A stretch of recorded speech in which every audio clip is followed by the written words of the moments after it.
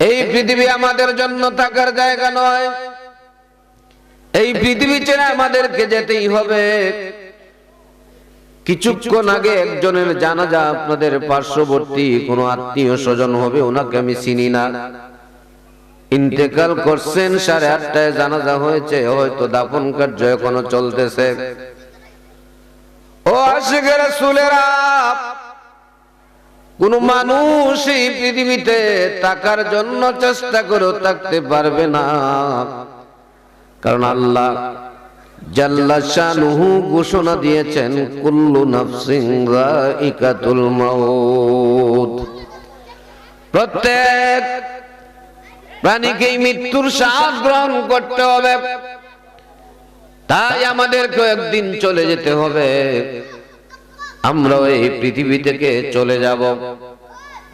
কেউ বা আগে যাবে, কেউ বা পরে যাবে, সকলকে এই পৃথিবী থেকে যেতে হবে। কেউ এই পৃথিবীর জমিনে থাকতে পারবে না, ঠিক না বেঠিক? এই পৃথিবী যেমন আছে তেমনি ঠিক রবে,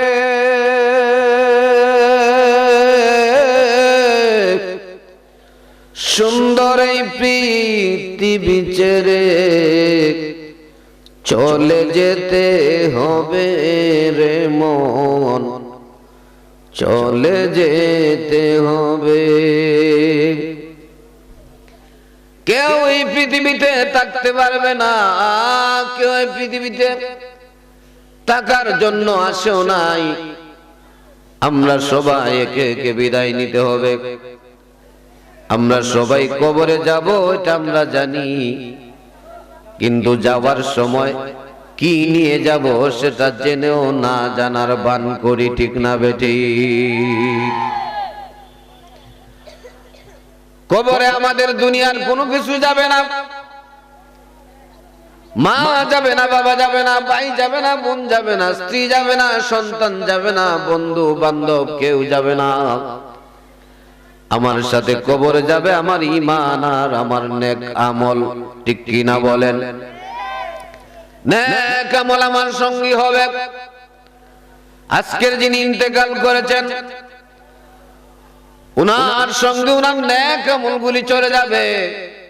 সাথে সাথে যদি কোনো ব্যক্তি তার বদ আমল করে থাকে, সেই বদ আমলগুলো সাথে সাথে কবরে যাবে। আজকের এই মাহফিল মানুষকে দেখানোর জন্য নয়, সাধারণ ধর্মপ্রাণ মুসলমানদের হেদায়েতের জন্য। আমি অতি অল্প সময় আপনাদের সামনে কিছু কথা বলে বিদায় হয়ে যাব। একজন মুমিন ঈমানদার আল্লাহওয়ালা ব্যক্তি যখন দুনিয়া থেকে কবরের দিকে রওনা হবে, তাকে সবাই মিলে গোসল করে কাফন পরিয়ে জানাজা পরে যখন কবরস্থ করে রাখবে, মুমিন ব্যক্তি আমলদার ব্যক্তি, ওই ব্যক্তির সাথে 4 জন 18 বছরের যুবক কবরে যাবে। কতজন? আরো জোরে বলতে হবে, কতজন?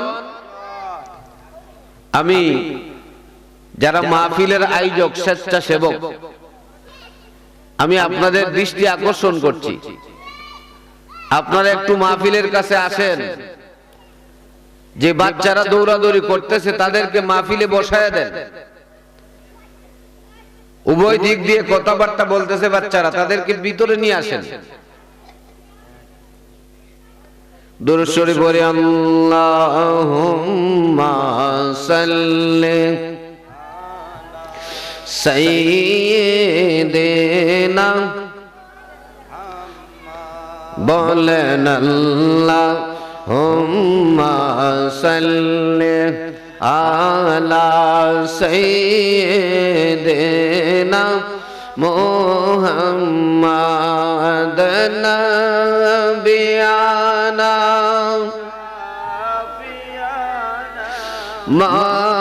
মাওলানা মুহাম্মাদ নাবিয়ানা শাফিয়ানা মাওলানা আইসো ববে যাইতে হবে ওই না অন্ধকার কবরে বলেন আইসো ববে যাইতে হবে ওই না অন্ধকার কবরে হায়রে হিসাব নিকাশ দিতে হবে ওই না কাল হাশরেতে আল্লাহুম্মা সাল্লি সাইয়্যিদিনা মাদানা বিয়ানা মাওলানা মুহাম্মদ নবিয়ানা শফিয়ানা মাওলানা। আমি বলতেছিলাম একজন মুমিন যখন কবরে চলে যাবে তার সঙ্গে কয়জন যুবক যাবে? আরো জোরে বলতে হবে। 4 জন যুবক যাবে।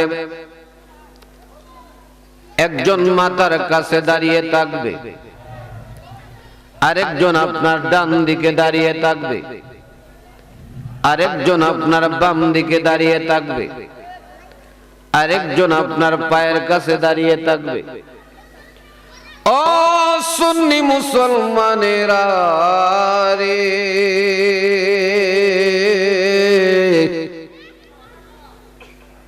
মুনকার নাকির কবরের মধ্যে আয়েশা দেখবে আল্লাহর ওই বান্দা মুমিন বান্দার চারদিকে 4 জন 18 বছরের যুবক দাঁড়ায় আছে। মুনকার নাকির ডাক দিয়ে বলবে, ও আল্লাহর বান্দারা, তোমরা কারা? এই মুর্দা আল্লাহর বান্দার সাথে তো কোনো মানুষ আসার কথা না, তোমরা কারা আসলে? তখন ওই 4 জন থেকে মাথার কাছে 18 বছরের যুবককে ডাক দিয়া বলবে, যুবক রে,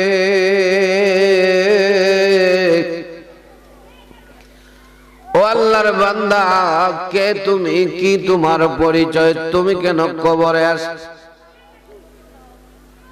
মাথার কাছে 18 বছরের যুবক ডাক দিয়া বলবে, ও মুনকার নাকির,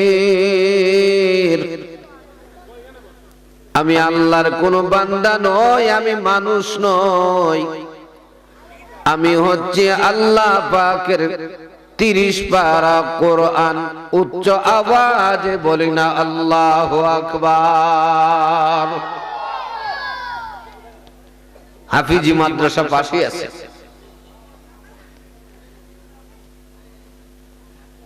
মুনকার নাকির ডাক দিয়া বলবে, ও আল্লাহর কোরআন তুমি কেন এসেছো? 30 পারা কোরআন ডাক দিয়া বলবে, আল্লাহর বান্দা দুনিয়াদারি করেছে, ব্যবসা করেছে, চাকরি করেছে, পড়ালেখা করেছে, শ্রম দিয়েছে,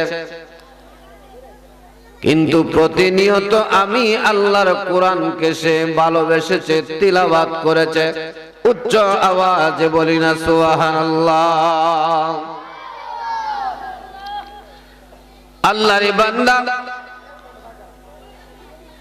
দুনিয়াতে কত কিছুর সাথে সম্পর্ক রেখেছে, সাথে সাথে আমি কোরআনকে ভালোবেসেছে, দুনিয়ার সমস্ত সম্পর্ক তাকে ত্যাগ করে চলে গেছে, আমি আল্লাহর 30 পারা কোরআন তারে ছেড়ে যায় নাই, আমি তার অন্ধকার কবরের সঙ্গী হয়ে গেলাম।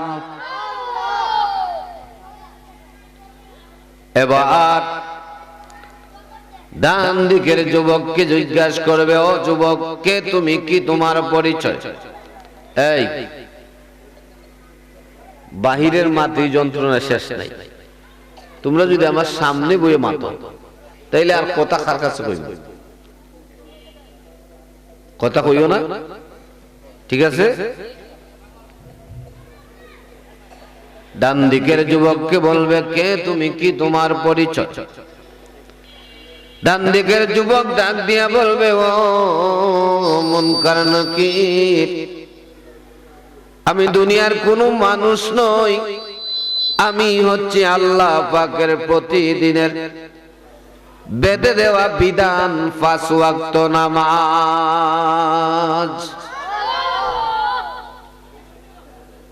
আল্লাহরে বান্দা মুনকার নাকির বলবে, তুমি কেন এসেছো? বলবে, আল্লাহরে বান্দা দুনিয়াদারি করেছে, সাথে সাথে 5 ওয়াক্ত নামাজ আদায় করেছে। পর্দানিশীন মা বোনেরা গভীর মনোযোগ, আপনারা স্বামী সন্তানের জন্য প্রতিদিন কঠোর পরিশ্রম করেন। স্বামী আপনার সঙ্গে যাবে না, সন্তান আপনার সঙ্গী হবে না। আপনার বলেন হবে? মাগো মা, আপনি সংসার জীবন করছেন, স্বামী সন্তান নিয়ে আসে, আপনাদের যিনি সর্দারিনী হবেন খাতুনে জান্নাত মা ফাতেমা ও স্বামী সন্তানের সংসার করেছেন, ঠিক না বে ঠিক?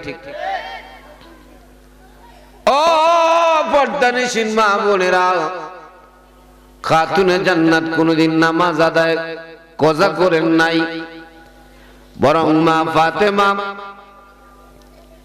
তিনি 2টা সেজদার মাধ্যমে রাত্রি কাটায়া দিতেন। স্বামী সন্তানের সেবা করার পরে যখন রাত্রি তিনি অবসর পাইতেন, তখন তিনি একটা সেজদা দিতেন। একটা সেজদা দেওয়ার পরে দ্বিতীয় সেজদা দেওয়ার আগেই ফজরের সময় হয়ে যাইত। খাতুনে জান্নাত আফসোস করে বলতেন, আল্লাহ, এমন ছোট ছোট রাত দিলা যে রাত্রিতে আমি খাতুনে জান্নাত ফাতেমা মন ভরে তোমারে সেজদা করতে পারি না। তিনি আপনাদের মহিলাদের জান্নাতের সর্দারিনী, নবী নন্দিনী, জগৎ মাতা, তিনি জগতের মা, জিনার উসিলা নিলে মুসিবত দূর হয়ে যায়। সুবহানাল্লাহ বলেন। হযরতে মা ফাতেমার সুপারিশ ছাড়া কেউ জান্নাতে ঢুকতে পারবে না। কেউ বলতে মহিলাদের কথা বলছি, আর পুরুষদের জন্য ইমাম হাসান এবং হুসাইনের রাদিয়াল্লাহু তাআলা আনহুমার সুপারিশ ব্যতীত কেউ জান্নাতে ঢুকতে পারবে না। আমার কথা আপনারা বুঝেন তো ভাইয়েরা আমার? 5 ওয়াক্ত নামাজ ডাক দিয়া বলবে, ওরে মুনকার নাকির, আল্লাহরে বান্দা অথবা আল্লাহরে বান্দি, দুনিয়াবি কাজকর্ম করেছে, চাকরি নকরি ব্যবসা বাণিজ্য ক্ষেত কামার যা ছিল সবকিছু করেছে, কিন্তু 5 ওয়াক্ত নামাজ আল্লাহরে বান্দা ছাড়েনি, আল্লাহরে বান্দিনী, স্বামী সংসার সবকিছু দেখাশোনা করেছে, তারপরে 5 ওয়াক্ত নামাজ সে কখনো ছাড়েনি। আজকে যখন দুনিয়ার সবাই ছেড়ে গেছে, আমি 5 ওয়াক্ত নামাজ তারে ছেড়ে যাইনি।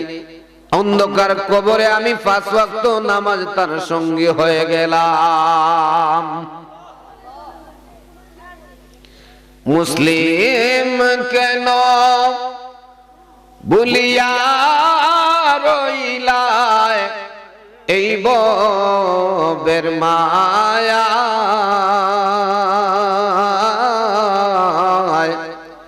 কেউ হবে না রে তোর সঙ্গের সাথী মওতের বেলায়। বলেন মুসলিম কেন বলিয়া রইলায়, মুসলিম কেন বলিয়া রইলায় এই ববের মায়া। কেউ হবে না রে তোর সঙ্গের সাথী মতের বেলায়। কেউ সঙ্গে যাবে? আওয়াজ দিয়া বলেন না যাবে। তাইলে কার মায়া বাড়িতে এখনো বসে আছে? কিসের আকর্ষণে আপনাকে বাড়ি থেকে মাহফিল আসতে দেয় না? ভাইরা আমার, বন্ধুরা আমার, ওই 5 ওয়াক্ত নামাজ বলবে আমি নামাজকে তারা ছাড়ে নাই, তার আজকের মহা মুসিবতে বিপদের সময় আমি নামাজ তারে ছেড়ে যাই নাই। তাইলে 5 ওয়াক্ত নামাজ পড়ার দরকার আছে না নাই? আরো জোরে বলেন আছে না নাই? প্রথম মাতার কাছে যিনি দাঁড়িয়েছিলেন তিনি আল্লাহ পাকের 30 পারা কোরআন। যদি আপনি হাফেজ না হতে পারেন, হাফেজের বাবা হওয়া দরকার আছে না নাই? বাবা হতে পারলেন না, হাফেজের দাদা হওয়ার দরকার আছে না নাই? যদি হইতে পারেন একজন হাফিজ সাহেব 40 জন নিকটাত্মীয়কে সুপারিশ করে জান্নাতে নিয়ে যাবে। আরো জোরে বলেন সুবহানাল্লাহ। আপনার আমার ইদ্রিস ভাইয়ের মাদ্রাসায় যে হাফিজ সাহেবেরা শুনলাম লজিংয়ে খায়, আপনাদের বাড়িতে বাড়িতে খায়, যেই ছাত্রটা আপনার ঘরে তাকিয়া 30 পারা কোরআন মুখস্থ করলো, সে তার মা বাবা দাদা দাদি নানা নানির জান্নাতে নিবে। আর যার ঘরে খাইয়া হাফেজ হয়ে গেল, ওই লজিং মাস্টারে কি তৈয়া যাইতে পারবো নি? আওয়াজ দিয়া বলেন। যেই মহিলা ঘরের রান্না ভালো না হইলে আমার ঘরে হাফেজ সাহেব হুজুর আসবেন খাবার জন্য, একটা ডিম বিরান করে হলেও দেয়, নিজের সন্তানরে ভালো তরকারি না দিয়ে হাফেজ সাহেবদের জন্য একটু তরকারি ভালো রাখে, আছে না নাই? মাগো মা, ও পর্দানিসীন মা বোনেরা, আপনারা যে হাফেজ সাহেবকে মায়া করলেন, এটা হাফেজ সাহেবের যতটা না লাভ তার চাইতে লাভটা আপনার বেশি, ঠিক কিনা বলেন? ভাইরা আমার, ওই 5 ওয়াক্ত নামাজ বলবে আমি তারে আজকে এই দুঃসময়ে মহা মুসিবতে তারে ফেলে আমি যাব না, আমি তার সঙ্গে অন্ধকার কবরের সঙ্গে হয়ে গেলাম। মুনকার নেকির আবার ডাক দিয়া বলে, 3 নম্বর জন বাম সাইডের ব্যক্তি যিনি দাঁড়ানো, ডাক দিয়া বলে তুমি কে, কে তোমার পরিচয়? ওই বাম সাইডের 18 বছরের যুবক ডাক দিয়া বলে, ওরে মুনকার নেকির, আমিও মানুষ না, মানুষ না, আমি হচ্ছে বৎসরান্তে আল্লাহ পাকের দেওয়া বিধান 30টা রোজা। আওয়াজ দিয়া বলি না সুবহানাল্লাহ। মুনকার নেকির বলবে, ও রোজা তুমি কেন আসলে? রোজা বলবে, আল্লাহর বান্দা অভাবের কারণে ভালো সেহরি খাইতে পারে নাই, ভালো ইফতার করতে পারে নাই, কাজকর্মের কারণে ক্ষেত খামারে কাজ করেছে, অফিস আদালত দোকানে কাজ করেছে, চৈত্র মাসের রৌদ্রের মধ্যেও কাজ করেছে, গলার পানি শুকায় কটকট হয়ে গেছে। এই মুহূর্তে যেন তার একটা ফুটা পানি বড় প্রয়োজন, তবু সে পানি মুখে নেয় নাই, ভয় করছে কাকে? আর আওয়াজ দিয়া বলতে হবে, সে রোজা ভাঙ্গে নাই, অভাবে ছিল ভাঙ্গে নাই। ধনী যারা আছে, যাদের ঘরে খাবার ফ্রিজে বা আপনার পাকের রুমে পর্যাপ্ত পরিমাণের খাবার থাকার পরও সে খাবারের দিকে দৃষ্টি দেয় নাই, আছে না নাই? ধনীর যেমন আছে, গরিবের তেমন নাই। যার নাই সেও খায় নাই, যার আছে সেও খায়, কিন্তু 2 জনের মধ্যে একজনও রোজা ছাড়ে। আরো জোরে বলেন। রোজা বলে আমি রোজারে তারা সম্মান করেছে, আল্লাহরে ভয় করে তারা রোজা রেখেছে, রোজা তারা ভাঙ্গে নাই। আজকের এই মহা মুসিবতে অন্ধকার কবরে দুনিয়ার সম্পর্কের সবাই ছেড়ে গেছে, আমি আল্লাহ পাকের দেওয়া 30টা রোজা তারে ছাড়তে পারি নাই, এজন্য অন্ধকার কবরে আমি তার সঙ্গী হয়ে গেলাম। রোজা আসতেছে, রাখবেন নি? আওয়াজ দিয়ে বলেন না, রাখবেন সবাই? গ্যাস্ট্রিক নাই তো? আলসার, ক্যান্সার, গ্যাস্ট্রিক আছে? সবারই গ্যাস আছে, কারো বেশি কারো কম। আমরা রোজা মাসে যে ছানা বুটার ডাইলের বড়া নি কই, ডাইলের বড়া বা পেঁয়াজ যাই কর, যে পরিমাণে খাই রোজা ছাড়া খাইলে উপায় আছে নি?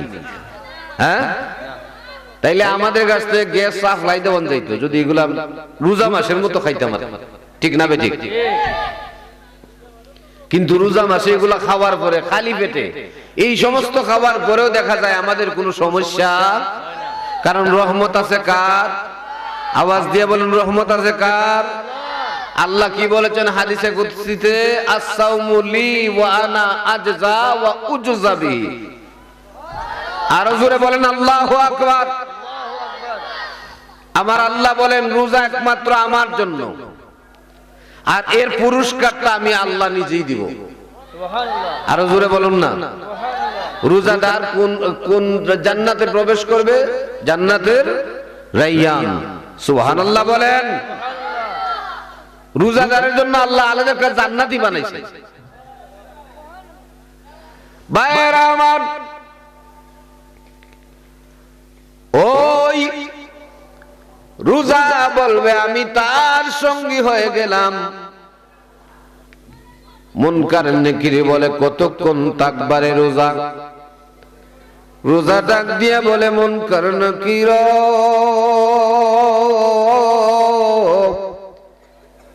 যতক্ষণ না আল্লাহর বান্দারে জান্নাতে পৌঁছাইব ততক্ষণ আমি রোজা তার সঙ্গ ছাড়ব না। আরো জোরে বলেন। পায়ের কাছে ওই 18 বছরের যুবককে ডাক দিয়া বলে মুনকার নাকির, আল্লাহর বান্দা তুমি কে, কি তোমার পরিচয়? পায়ের কাছে 18 বছরের যুবক ডাক দিয়া বলবে মুনকার নাকির, আমিও কোনো মানুষ নই, আমি হচ্ছে আল্লাহর বান্দার জীবনের যত দান আছে সমস্ত নফল দান একত্রিত হইয়া আমি আজকে তার সঙ্গী হয়ে গেলাম।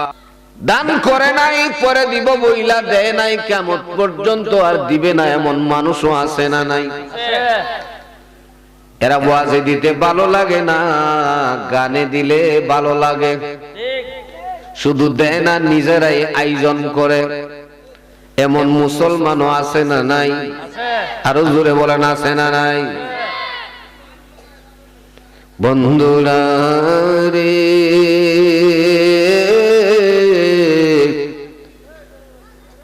ওই ভাইয়ের কাছের যুবক বলবে আমি আল্লাহর বান্দার জীবনের সমস্ত নফল দান গুলি একত্রিত হইয়া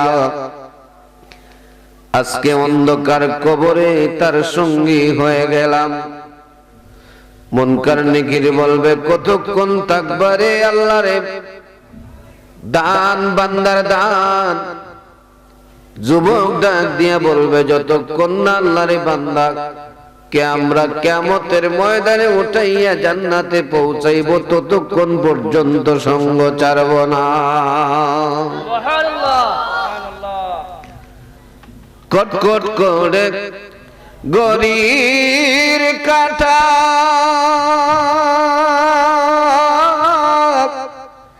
ঘুরিতেছে 24 ঘন্টা, ঠিক কিনা বলেন?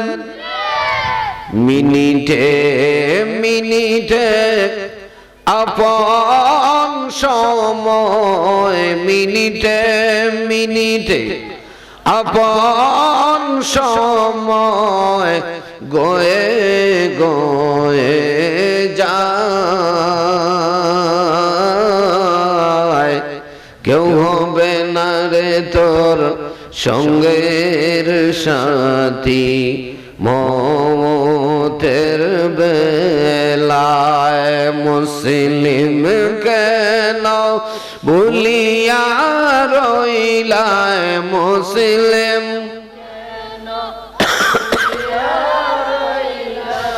এই ববের মায়ায়, কেউ হবে না রে তোর সঙ্গের সাথী মতের বেলায়।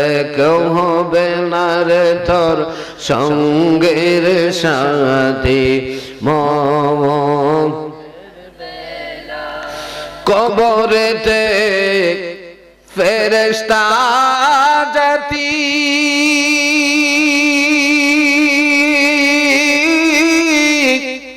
হিসাব নিবে রতি রতি। হিসাব নিবে কি নিবে না? আরো জোরে বলেন, নিবে কি নিবে না? ফাঁকি ঝুঁকি ওই কানে এখানে চলতে পারে, ওই কানে চলবে। আরো জোরে বলেন, ওই কানে চলবে। কবরেতে ফেরেশতা জাতি হিসাব নিবেন রতি রতি। চিল্লাইয়া চিল্লাইয়া চিল্লাইয়া চিল্লাইয়া কাঁদবে হিসাবের বেলায়।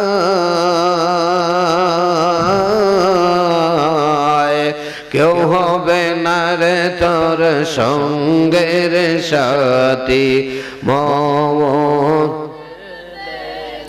সবাই সুন্দর করে বলেন, কেউ হবে না রে তোর সঙ্গের সাথী মত। মুসলিম কেন বলিয়া রইলায়, মুসলিম বলিয়া রইলায় এই ববের মায়ায়। কেউ হবে না রে তোর সঙ্গের সাথী মত। বন্ধুরা রে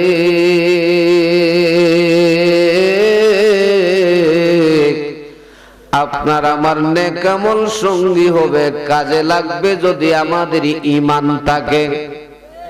আরো জোরে বলেন, লা ইলাহা ইল্লাল্লাহর মধ্যে ঈমান নাই, ঈমান নাই, ঈমান নাই যতক্ষণ না ওই 12 অক্ষরের সাথে আরেকটা কালাম বাক্য 12 অক্ষরের মুহাম্মাদুর রাসূলুল্লাহ সাল্লাল্লাহু আলাইহি ওয়াসাল্লাম আর যুক্ত না করবেন। ঠিক কি না বলেন? আমার নবী হলেন ঈমান। কথা বলেন ঠিক না ঠিক? আমার নবী হলেন ঈমান। ওই নবীর যদি ভালোবাসি তাইলে আমাদের দুনিয়াতে চিন্তা, আওয়াজ দিয়া বলেন চিন্তা, কবরে আসেনি? আওয়াজ দিয়া বলেন আসেনি?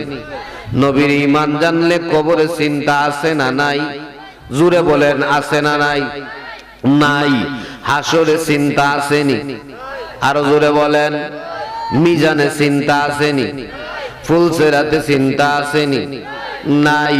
কেননা যারা নবীরে ভালোবাসে তাদের দুনিয়াতে চিন্তা নাই, যারা কবরে যাবে নবীর প্রেম নিয়ে তাদের কোনো চিন্তা নাই।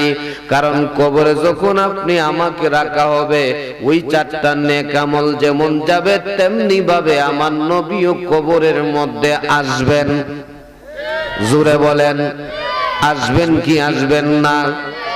নবী আসবে না ছবি আসবে? আরো জোরে বলেন, নবী আসবে না ছবি আসবে? ভাইয়ের আমার, বন্ধুরা আমার, ও সুন্নি মুসলমানেরা রে, আমার নবী আসবেন, তখন মুনকার নেকির দেখায়া দেখায়া প্রশ্ন করবে, মান রাব্বুকা, বলে রে আল্লাহর বান্দা তোমার রবকে।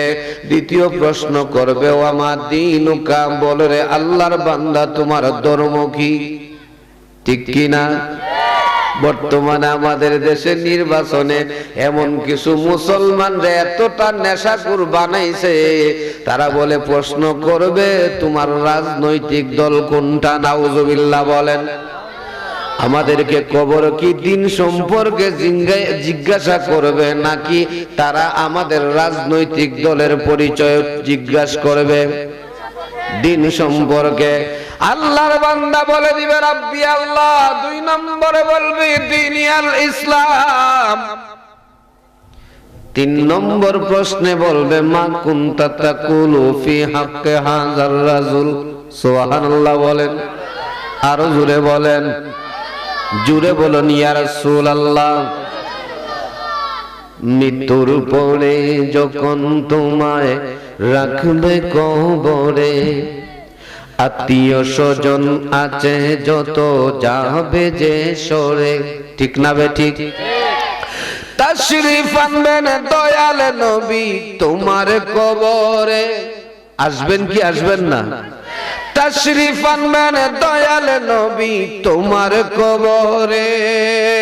ইয়া রাসূলুল্লাহ বলে, ইয়া রাসূল, নবীকে ডাকুন, ভালো যদি বাঁচতে হয়। যখন 3 নম্বর প্রশ্ন করবে মা কুনতা তাকুলু ফি হাক্কি হাযার রাসূল, মুনকার নেকির বলবে ও আল্লাহর বান্দা তোমার সামনে যিনি উপস্থিত উনার সম্পর্কে তুমি কি বলতে? সুবহানাল্লাহ বলেন। উনার সম্পর্কে তুমি কি বলতে? বলতে বলতে অতীতে কি বলতে, অর্থাৎ দুনিয়াতে কি বলতে? দুনিয়াতে তোমার কি উনার সম্পর্কে ধারণা ছিল? আল্লাহর ওই বান্দা যদি নবী প্রেমিক হয়, ওই আল্লাহর নবীর আশিকার রাসূল, আশিকে রাসূল বান্দা জবাব দিবে উনি হচ্ছেন হাযান নবিয়্যু সাল্লাল্লাহু আলাইহি ওয়াসাল্লাম। সুবহানাল্লাহ বলেন। আর যদি নবীর প্রেমে আশিক হইতে পারে, নবী বলবেন মুনকার নেকির থামো, তুমি আমার উম্মতকে জিজ্ঞাসা করো আমারে সে কিভাবে চিনতো কিনা, জানতো কিনা। ওরে মুনকার নাকির শুনো রে শুনো, আমার উম্মত তো আমারে চিনতো, জানতো, ভালোবাসতো। আমি আমার এই উম্মতকে চিনি এবং জানি। নবী বলতে পারেন কি পারেন না? আরো জোরে বলেন। নবীর সেই ক্ষমতা আছে না নাই? দিছেন কে? জিনাকে নবী চিনবেন তার কি কোনো ভয় আছে? আওয়াজ দিয়ে বলেন ভয় আছে? ভয় নাই। এবার কবরের জিন্দেগিতে যখন নবীরে চিনবেন, জান্নাতের সাথে আপনার কবরটা সংযুক্ত হয়ে যাবে। শরীরের সাদা মার্কিন কাপড় থাকবেন, আল্লাহ জান্নাতের পোশাক পরাইয়া দিবেন। কবরে আপনার ফিটের নিচের মাটি থাকবে না, জান্নাতের বিছানা আল্লাহ বিছায়া দিবেন। দিতে পারেন কি পারেন না? ক্ষমতাটা কার? ও আশিকে রাসূলেরা,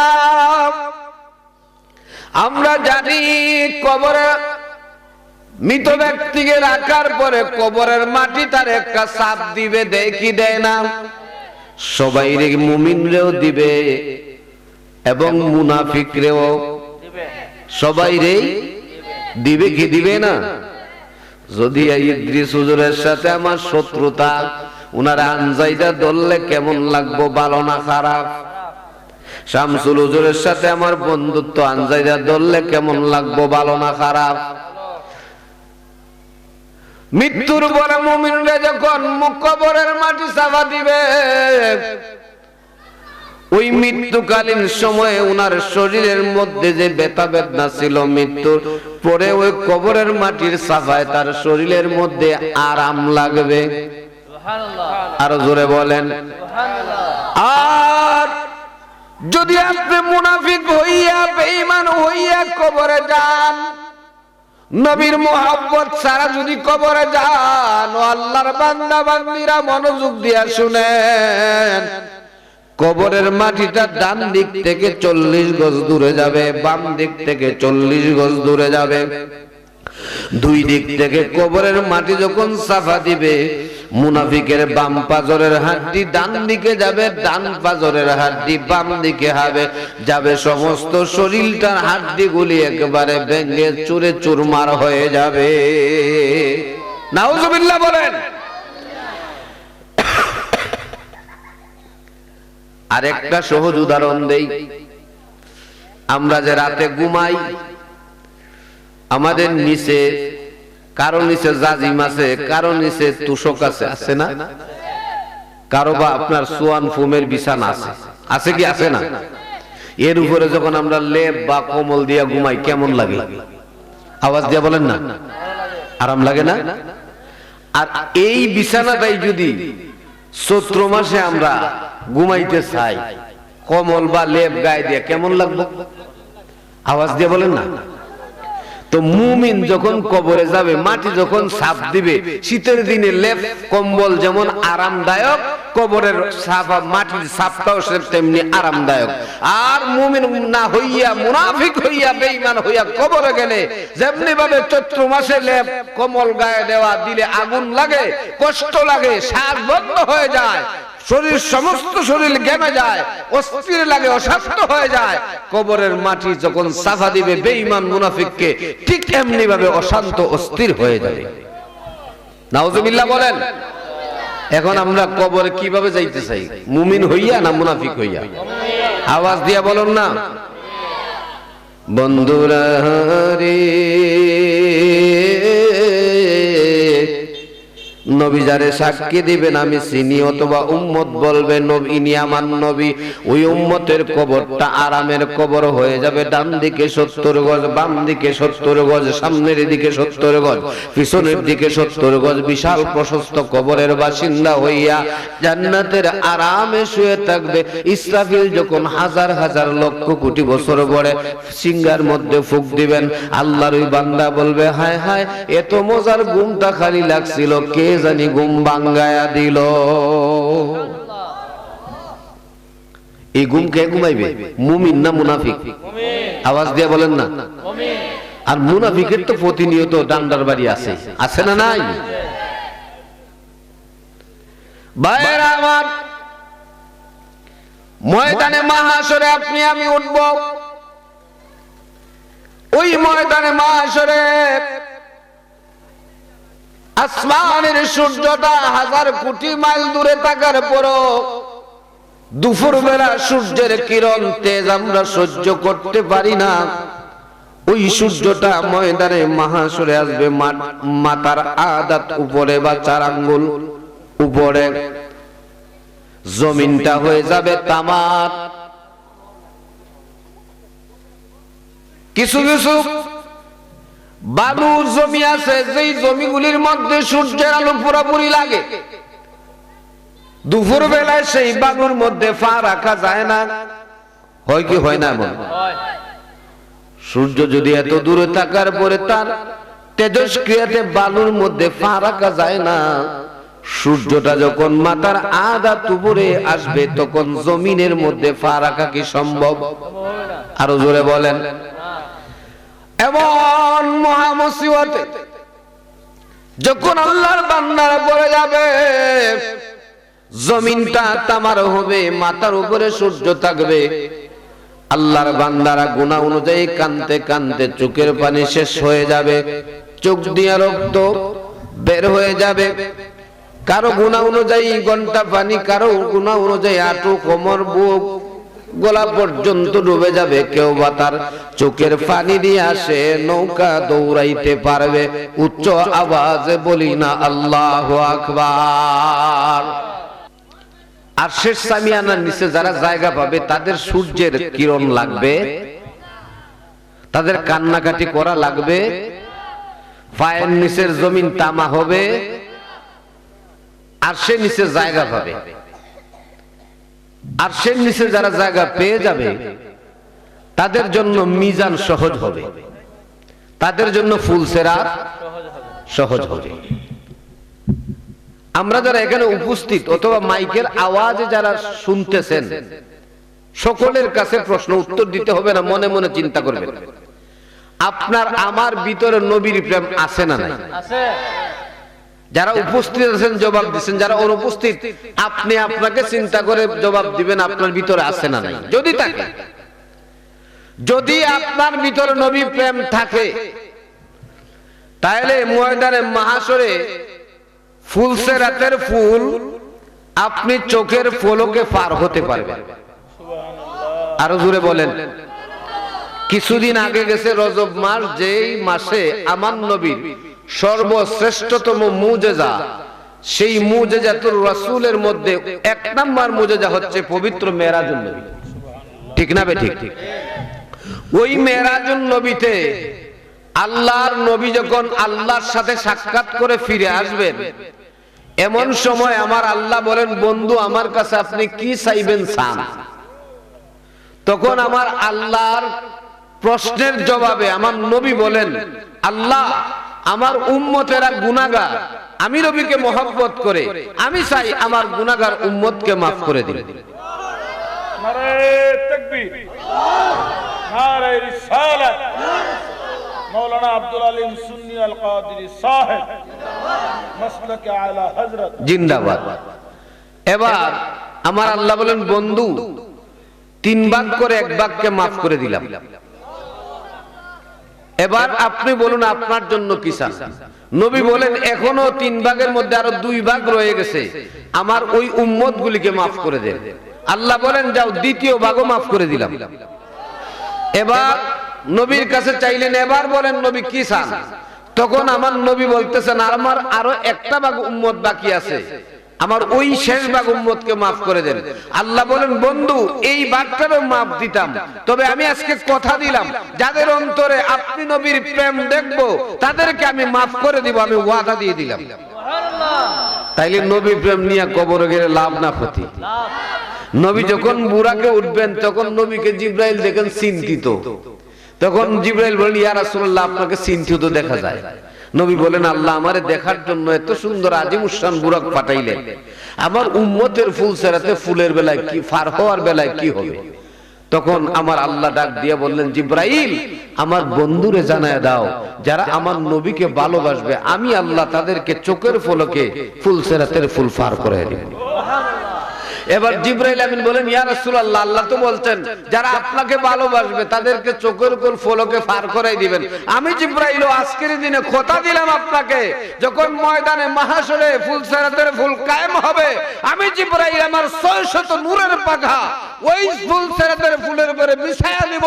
আমার এই নূরের পাখার উপরে হেঁটে হেঁটে আপনার প্রেমিক গুনাহগার উম্মতেরা জান্নাতে পৌঁছে যাবে।